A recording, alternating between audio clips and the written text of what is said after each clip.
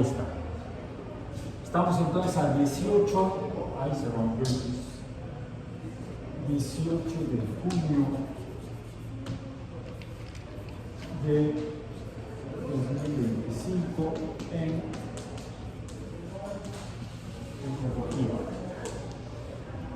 Y estamos formalmente comenzando hoy día 18, semana 4,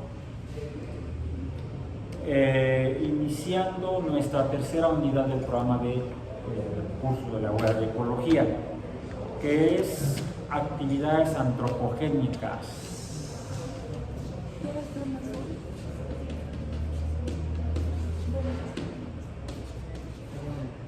Antropogénicas. Escribe el material. Laboratorio de Historia y consecuencias. Bueno, podríamos decir que las actividades antropogénicas o la antropos y genos. Esto es hacer, producir, generar, hacer algo. ¿Quién lo hace? Se hacen en un antro. No, esas son otras, aunque también son antropogénicas. ¿Sí? Y además apenas es miércoles, entonces, espérense. No, mañana será jueves. Mañana jueves de terraza. Y el viernes será de viernes. En el antro. Bueno, yo respeto. No.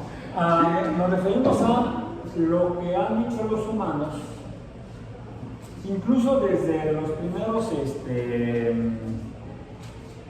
no antropoides, pero sí los primeros homínidos, cuando elaboran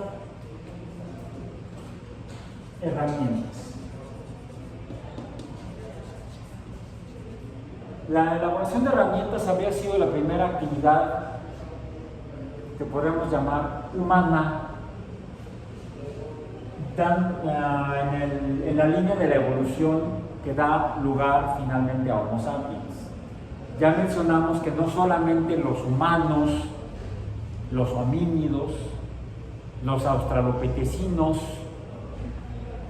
previos a los homos, a los homínidos, han elaborado herramientas como la modificación o transformación de algún objeto natural para un uso específico adicional a los componentes anatómicos de los organismos. Por cierto, ¿cuáles organismos serían capaces de elaborar herramientas? ¿Las bacterias? Tal vez no. Los protozoarios, está difícil. Los organismos coloniales como el Volvox, hemos hablado de esos grupos de células que viven juntos, tampoco. Ya organismos más complejos, multicelulares, como las primeras algas, que realizan fotosíntesis, pues no. Hongos, pues tampoco, sean unicelulares o pluricelulares. Ya hablando de animales, ya mencionamos protozoarios, pero animales, de los animales más simples que encontramos serían las esponjas. Bob Esponja, Bob. Por cierto, no son poliedros regulares como Bob Esponja ni con pantalones cuadrados, no. Las esponjas son organismos entre coloniales y organismos que ya tienen formalmente tejidos. Son organismos muy interesantes, muy curiosos. Organismos, podríamos decir, que llevan a cabo su ciclo de vida mediante la colaboración con organismos distintos. Estaremos hablando de relaciones de tipo no parasitarias, simbióticas como los corales. Los corales son organismos simbióticos, son simbiontes donde coexisten y colaboran un alga con protozoarios. Con protozoarios no son protozoarios, con animales muy simples, ¿sí? Pues tampoco, aunque no es que usen unos a los otros, sino que sus metabolismos están interrelacionados y son necesarios ambos para poder construir, para poder sobrevivir, a través del cual van construyendo incluso una especie de exoesqueleto, que es lo que vemos como coral. ¿Sí? Tenemos el pólipo, que es el animal, y tenemos al alga, que es una zooxantel, que es la que convive con el pólipo y van creciendo en una forma también semejante a una colonia, pero es una colonia formada no por una sola especie, sino por dos especies de organismos, uno quimiótrofo y el otro fotótrofo. Muy interesante. Cierra el ciclo metabólico de respiración y fotosíntesis. Muy interesante desde un punto de vista ecológico. Y muy frágil a la vez. ¿No? Puede haber diferente. El blanqueamiento se produce cuando pierde el color, principalmente porque se disocian ambos organismos o quizá por la muerte de alguno de los dos. Y hay muchos factores físicos y químicos que pueden afectar la supervivencia de uno, de otro o de ambos organismos. Puede ser una disminución en la incidencia de luz, lo que afectaría entonces al alga. Puede ser un incremento en la acidez del cuerpo de agua, lo que da lugar entonces a un impedimento de la fijación del calcio para la construcción del exoesqueleto, porque en medios ácidos los metales son solubles, se lixivian al medio acuoso los metales como los metales alcalinos, como el calcio. Entonces el calcio no se puede fijar, no se forma el carbonato de calcio, y entonces el organismo que es afectado por este factor químico no es el alga, sino el animal, el pólipo, el que no puede construir su exoesqueleto. Entonces pueden ser factores químicos o físicos, ambientales, puede ser natural, por ejemplo, que pase la Tierra con el sistema solar desplazándose por la Vía Láctea o una región donde haya una mayor cantidad de polvo cósmico que estaría entonces interfiriendo la irradiación de luz del Sol sobre la Tierra, habría una menor incidencia de luz sobre la superficie y eso llevaría a una disminución en la productividad fotosintética del alga. Sería un fenómeno natural cósmico, astronómico, que estaría afectando entonces la supervivencia de este organismo simbionte. Podría ser una erupción volcánica muy importante que diera lugar a una gran cantidad de eyección de material a la estratosfera y que de ser muy abundante la emanación de este material y además en dirección perpendicular a la superficie de la Tierra, es decir, vertical, porque podría suceder como la erupción en 1980 del monte Santa Elena en Norteamérica, en la parte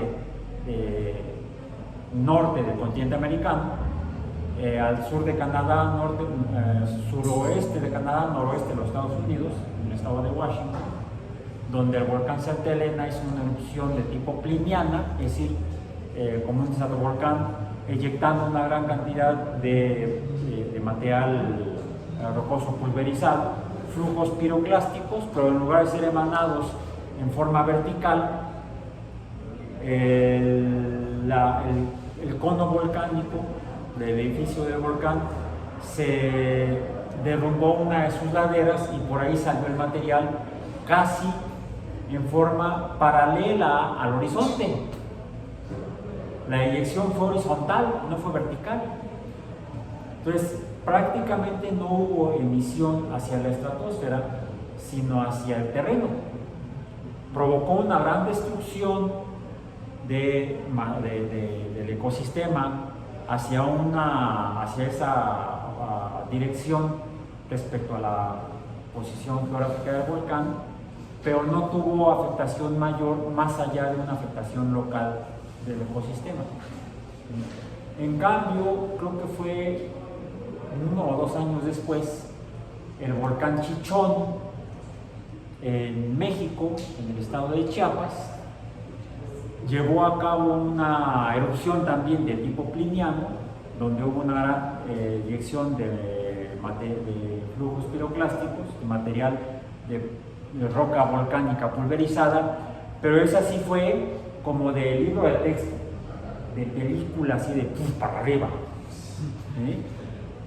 Y con tal magnitud de energía como cantidad, magnitud de polvo, de roca pulverizada, de material piroclástico, que llegó a la estratosfera y se distribuyó alrededor de la Tierra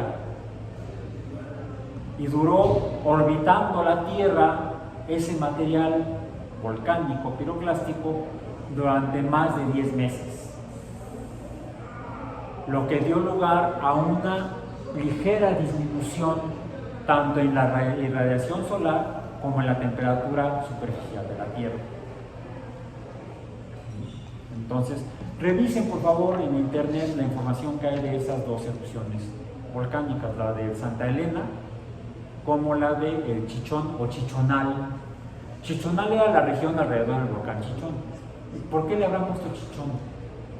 Así era el nombre con el que se le conocía ese volcán.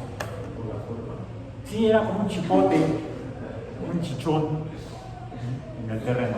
Bueno, entonces, como se dan cuenta, entonces puede haber factores naturales, fenómenos naturales que pueden provocar efectos en la supervivencia de organismos en diferentes ecosistemas. Puede ser local o puede ser global. Además también los volcanes emiten, además de material rocoso, gases como, bueno, vapor de agua. Es lo que más vemos del Popocatépetl. Casi siempre que vemos emanaciones no son cenizas, que es polvo, que es roca pulverizada, sino que suele ser casi siempre vapor de agua. Si ustedes ven que de la punta del cono del Popocatépetl sale una nube blanca, lo más probable es que sea vapor de agua, nada muy grave. A veces suele ser acompañada con algo de material rocoso, de polvo, y es entonces cuando empieza a caer lluvia de ceniza. No es ceniza, recuerden, es roca pulverizada que vista en el microscopio se ve como si fuera vidrio molido, por lo cual es muy peligroso inhalarlo. Eso, de hecho, ese tipo de erupciones han provocado incluso grandes mortandades, no extinciones, pero sí grandes mortandades, por ejemplo, de animales terrestres. Hubo una erupción que creo que fue del volcán de Yellowstone, hace como unos 50,000 años, si no, revisen, para por la fecha estoy equivocado, que inyectó una gran cantidad de material piroclástico y hubo una gran mortandad de mamíferos terrestres en la región, pero no fue porque el flujo piroclástico, porque es roca pulverizada y caliente. ¿Qué tan caliente? Pues un poquito, 400 grados Celsius. Es como ser cocinado al horno, ¿sí? Y además con polvito, ¿sí? Como quedas capeado además, horneado y capeado. ¿Qué fue lo que pasó en Pompeya en la erupción del año 79? al sur de Italia. ¿Sí? Revísenlo también en internet. Ahí la gente que murió fue por el flujo piroclástico principalmente, que fue la roca pulverizada caliente a 400 grados que terminó sepultando la ciudad y a la gente que ahí no alcanzó a escapar. Sí. No, en el caso de la erupción del Yellowstone fue por la precipitación del material rocoso pulverizado y que fue inhalado por los animales. Murieron de una forma horrible. Imaginen respirar papel de lija. Y entonces es como si le lijaran la mucosa interna del aparato respiratorio superior, lo cual provoca entonces que se desgarre el tejido y entonces hay hemorragias internas y mueres asfixiado en tus propios fluidos. Hasta parece, en lugar de clase de ecología, clase de cine de terror. Entonces, lo interesante de estudiar la biología y la historia de la ecología. Y de algunas, no extinciones, pero sí mortandades masivas. ¿Sí? Debido a fenómenos naturales. Ojo, fenómenos naturales. Incluso esos animales finalmente quedaron sepultados por la misma ceniza. Y en la década del 70, creo, fueron descubiertos por paleontólogos. Y actualmente, se construyó un museo de sitio ahí en Montana, donde puede uno ir a ver, es como un gran cementerio natural de diferentes especies de grandes mamíferos, la fauna de Norteamérica gigante que había, incluso que habitó hasta el territorio mexicano. Cuando llegaron los primeros humanos a través del paso de Bering. Bueno, entonces, estamos tratando de llegar al concepto de herramienta. Decíamos que no solamente los humanos han hecho herramientas. Hemos mencionado que las nutrias marinas del Océano Pacífico en Norteamérica pues usan rocas para abrir erizos y alimentarse de ellos, pero no modifican la roca. No modifican la roca. Ya un chimpancé si toma una rama, la limpia, la convierte en una vara y la usa para sacar termitas de un termitero, introduciéndola y comiéndola como si fuera elote con mayonesa y queso.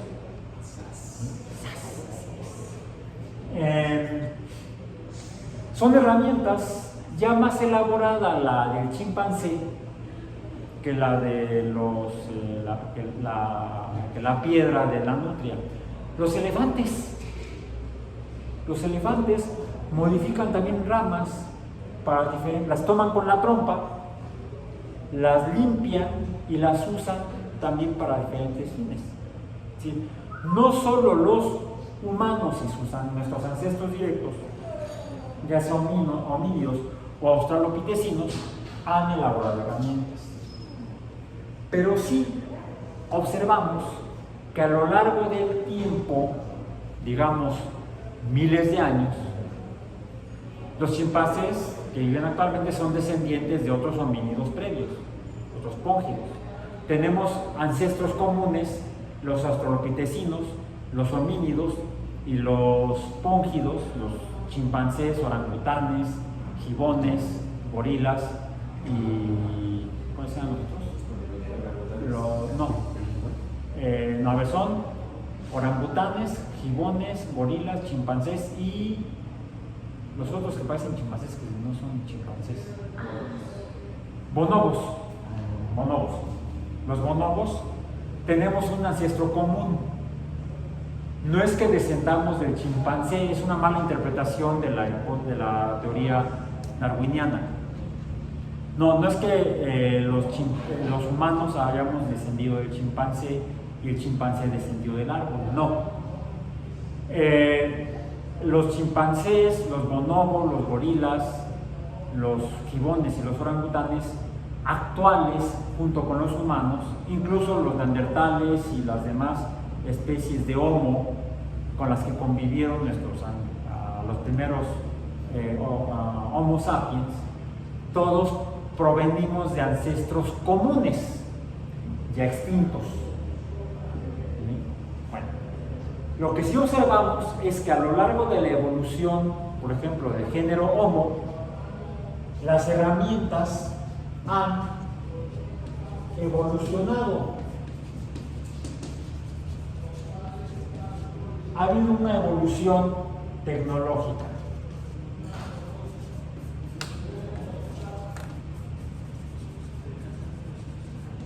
Es decir, las herramientas con las que contamos ahorita no son iguales a las que hicieron los primeros Homo, tampoco las que hicieron los primeros australopitecinos, ni los primeros homínidos. Ha habido una evolución tecnológica. No así en las rocas que usan las nutrias de sus nutrias ancestrales, ni en las ramas que usan actualmente los chimpancés respecto a las ramas que quizá usaron esos ancestros comunes que tuvimos junto con los chimpancés, que ya deben haber hecho muy probablemente ese limpiado de ramas para poder sacar termitas de los termiteros. Tampoco los elefantes. No ha habido una evolución en la manipulación de la rama o del material a través del cual hacen herramientas. Son herramientas simples y que no cuentan con una evolución tecnológica. En cambio, dense una vuelta a cualquiera de los museos que tenemos en la Ciudad de México que presentan la historia humana.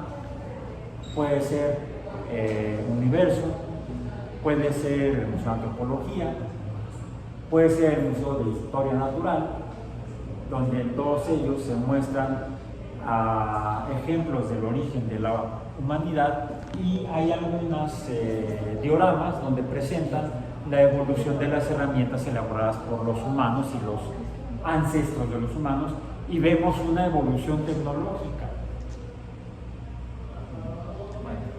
Aquí el hecho de que tengamos herramientas es evidencia del uso de factores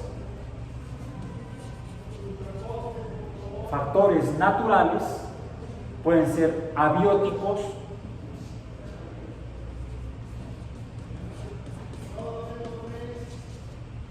como cuáles, vamos a decir, rocas. Una roca es abiótica. Ojo, una roca, siempre que sea roca, y no, por ejemplo, que la hayan tomado del suelo, del lecho, no suelo porque será biológico, será biótico, sería biótico. Del lecho, si vamos caminando sobre la península de Yucatán. Porque ya mencioné que la península de Yucatán es de origen biótico. Es un enorme arrecife generado por los corales, por las zooxantelas y los pólipos, las algas. No, sí, las algas son las zooxantelas y los pólipos. Entonces, si alguien toma un fragmento de piso, de sustrato en la península de Yucatán y lo modifica para hacer una herramienta, esa herramienta no será de origen abiótico, sino sería de origen biótico, a la que le veríamos cara, le voy a poner por eso entrecomillado, de roca. Incluso si alguna es una roca calcárea. Rocas calcáreas o de origen, o vamos a decir químicamente como carbonatos, podrían ser tanto de origen abiótico como biótico. Habría que identificar, habría que verla al microscopio tal vez, para ver si observamos estructuras de tipo biológico o son estructuras naturales geológicas. ¿Bien? Pero me regreso a las rocas como factores abióticos. Sí, están en la Tierra, formados en el polvo cósmico de la nube planetaria.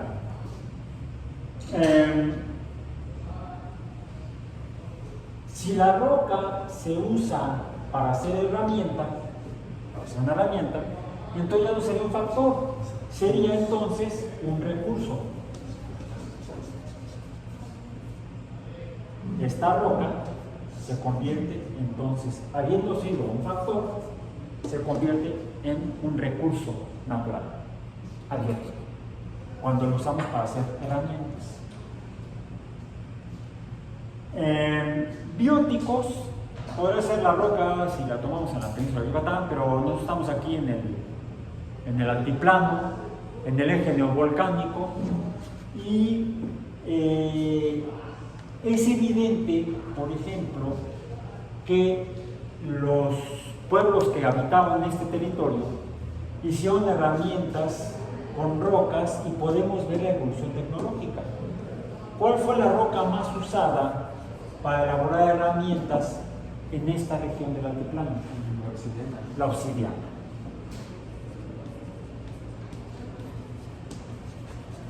Que por cierto es de origen volcánico.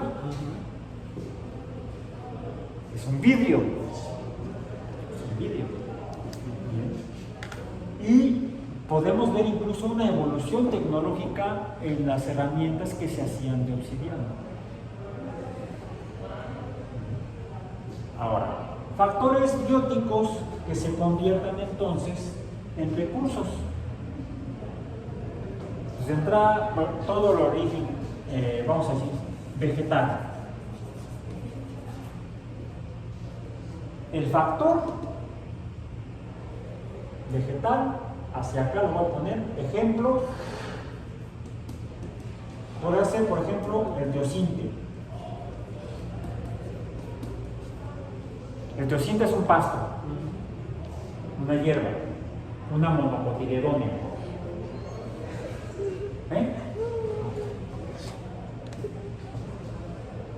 ¿Cuál es el recurso?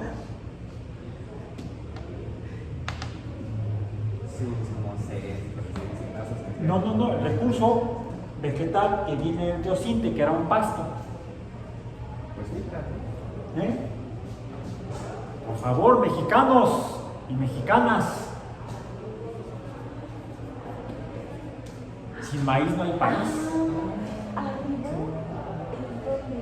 El teosinte es una monocotiledónea, un pasto, una hierba, que una vez que sale la semilla, vienen grupos donde hay 8 semillitas, ni para una muela. Ahí sí no vale la pena hacer el elote con mayonesa y queso. No.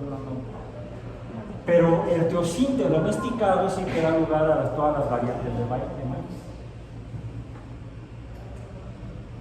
El teosinte es un factor y cuando lo empezamos a domesticar lo convertimos en un recurso natural. Esto es aquí. En otros lugares del mundo fueron curiosamente otras monocotiledóneas, otros pastos, como los que dan lugar al trigo, a la cebada, al arroz en Asia, el trigo, la cebada y otros en Eurasia. Entonces tenemos factores bióticos vegetales. Animales. Animal. Pues de este lado, por ejemplo, las plumas, No, sí. No necesariamente para. El maíz obviamente es como alimento. La obsidiana es como herramienta y como arma. Animal estás hablando para el adorno, como ornamento. Diríamos el quetzal, que el quetzal permanece de manera silvestre, no se domestica, pero no domesticado es un factor natural que se convierte en recurso cuando lo usamos. Entonces, pero no toda el ave, es el ave quetzal, lo que usamos son las plumas. Bueno, yo no las uso, las usaban los ancestros de estas tierras para sus ornamentos. Bien. Otro, el guajolote. A ver, estamos en México, Nada que el pavo. Bueno, ahora sí, ¿no? Vas a la salchichonería, bueno, al súper, a la salchichonera del súper, y todo el jamón es de pavo, y las salchichas son de pavo. Y yo quiero una maldita salchicha de pierna. Bueno, es que es ahí donde muestro mis ancestros europeos, porque en este continente no había cerdos. Los cerdos fueron introducidos por los europeos una vez que llegaron. Además, trayendo también a las ratas noruegas. ¿Sí? Traen intencionalmente algunos, ya no factores, recursos animales como el cerdo. ¿Sí? Que el cerdo ya no es, bueno, sí, el cerdo salvaje. Me dijiste cerdo, dirías. Pumba. ¿Sí? Bueno, el cerdo salvaje es un jabalí. Jabalí. Entonces, a ver, fíjense, aquí habría que cambiar el nombre. Tenemos el jabalí, que cuando se convierte en recurso, es el cerdo. En el caso del guajolote, pues no vamos aquí pavo para diferenciar nada más. El pavo es de América, bueno, el guajolote es de América y el pavo ya está distribuido en el mundo. El jabalí sería la especie silvestre, el factor natural, euroasiático y africano, porque se encuentra en Europa, en Asia y en África de manera natural, pero es introducido como recurso en los demás continentes por los humanos, específicamente por los europeos. Entonces,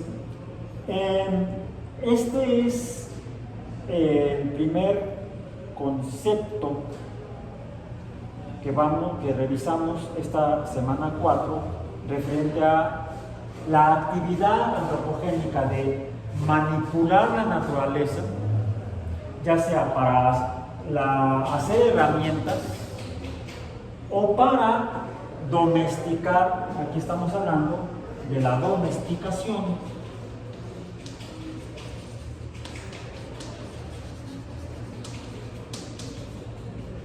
de los seres vivos. Cuando tomamos un polvito o lo socamos, de alguna manera tenemos de algo que se está echando a perder. Tráete el juguito, o si se secó, pues a ver, usa el polvo y descubrimos las levaduras. Cultivaron en Eurasia los pastos como la cebada y el trigo. ¿Sí? Y el trigo, pues, tomaban las semillas, se secaban, quizá al secarse se pulverizaban y sabe bien y además nutre.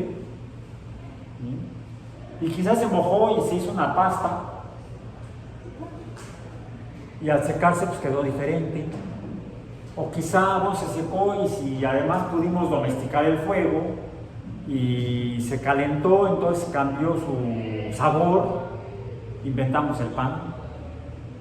En Eurasia.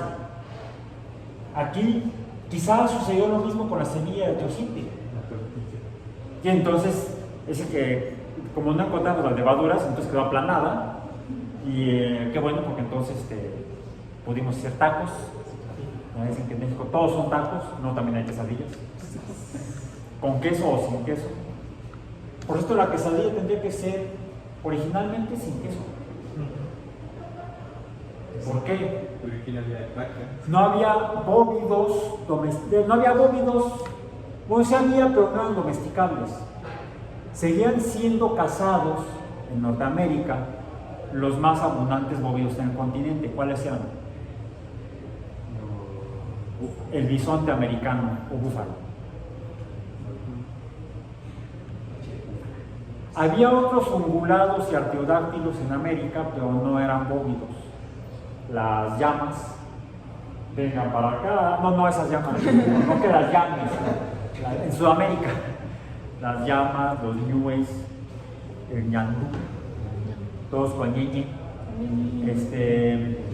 Mientras que en Eurasia sí había bóvidos, los cuales fueron domesticados y de ahí obtuvimos a las vacas y a los machos los toros. Bóvidos domesticados, de los cuales obtenía la carne como recursos, la piel como recurso, la sangre para hacer tacos de moronga. No se podían hacer tacos porque la sangre estaba allá y las tortillas estaban acá, pero se podía hacer, de ahí surgió la moronga. Qué bueno que hubo. Ahí sí, el que encuentra los mundos dio lugar a la moronga. ¿Qué más? La leche. Chin, ya huele, sabe así. Pero después se cuajó. Sabe bien. Descubrimos el queso. Entonces, muchos de lo que ahora son recursos, quizá en un principio fueron producto de accidentes. Y aprendimos a manejarlos, a domesticarlos. Bueno, de ahí entonces que seguimos usando lo que había en la naturaleza, recursos, factores naturales se transforman en recursos naturales, factores naturales, recursos naturales, pero todo esto está en la tierra. Es un buen ciclo. Y la tierra tiene en su superficie, podemos decir, la biosfera.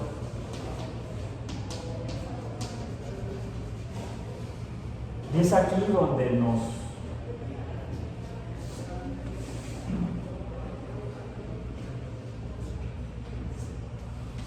tiempo,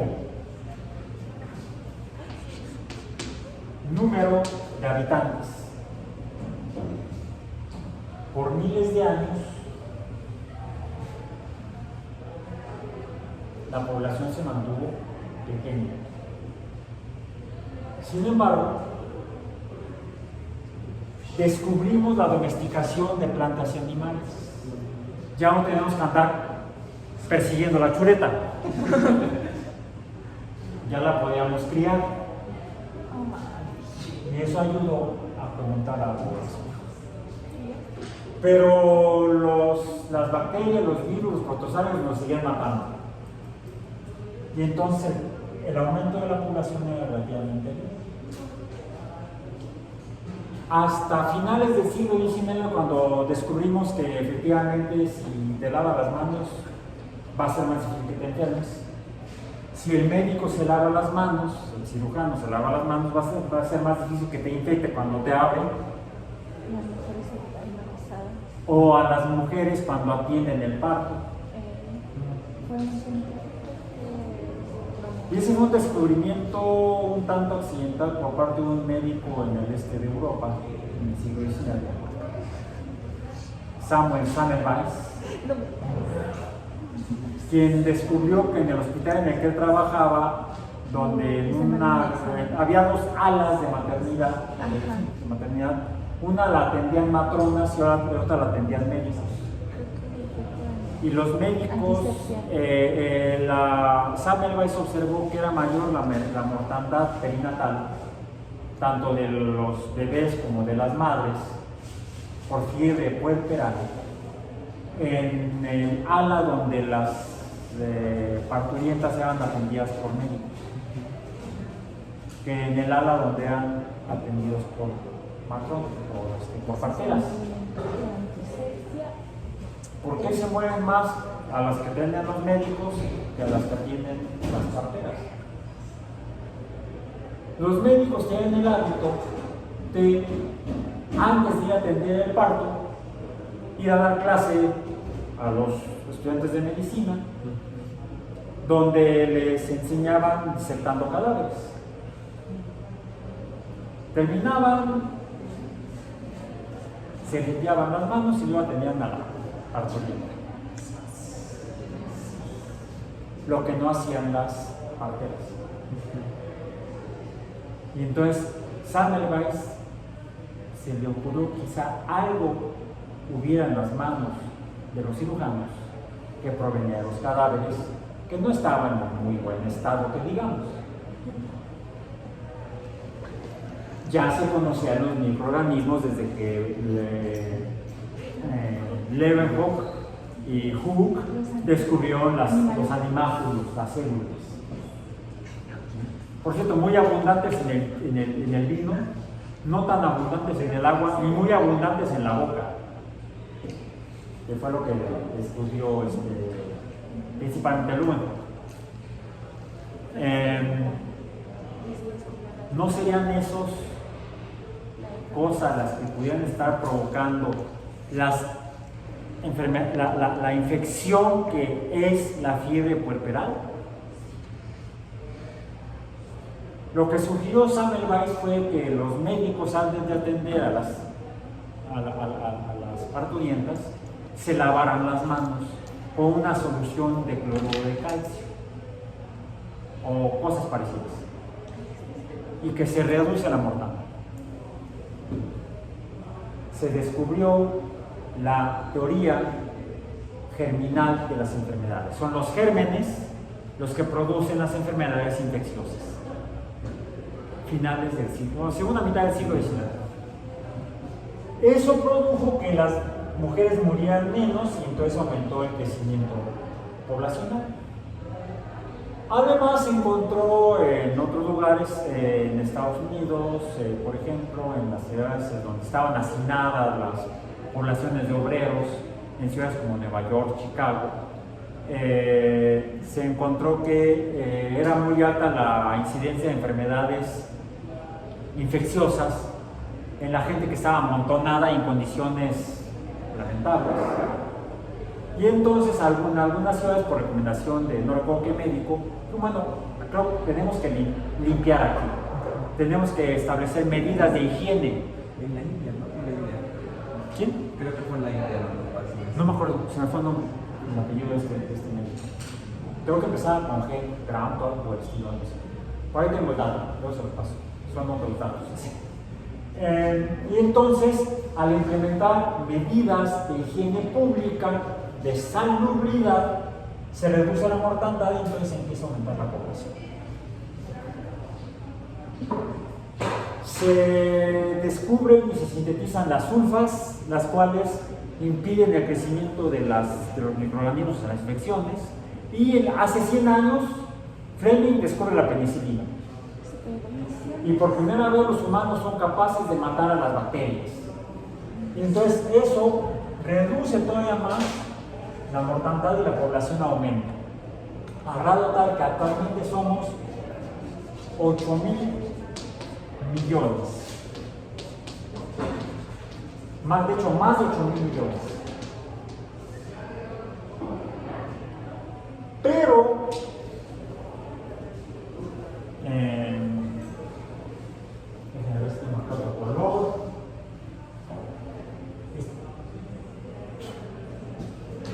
los alimentos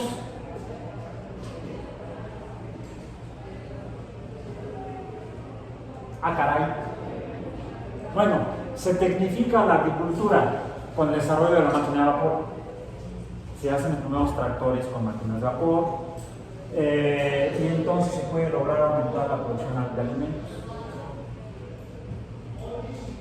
Luego coincide con el descubrimiento de la penicilina. Se sintetizan los primeros fertilizantes artificiales, químicos. Antes se usaba guano y ese tipo de cosas. Guano, estiércol, para fertilizar la tierra. Se ha logrado incrementar la producción de alimentos. En la década, principios de la década del 60, en Texcoco, en el Centro de Mejoramiento del Maíz y del Trigo, se realiza la Revolución Verde, que incrementa la producción agrícola. Se hizo en México. El proyecto dirigido por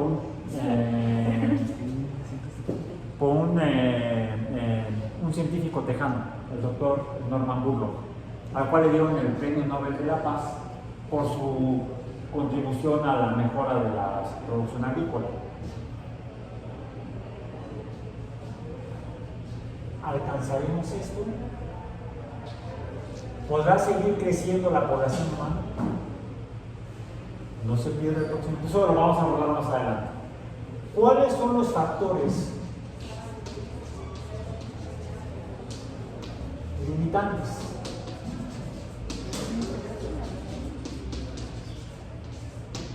Para el crecimiento humano.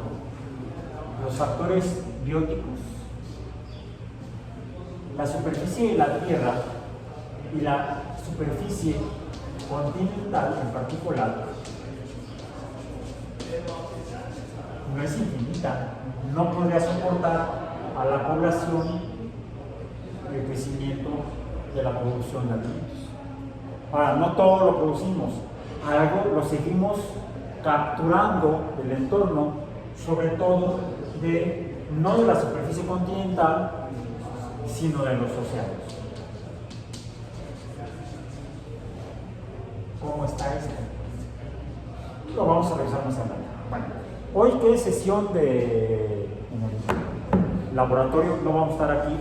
Vamos a salir a ver, así vamos a hacer un recorrido y vamos a, entonces llévense sus cosas porque ya no vamos a regresar aquí.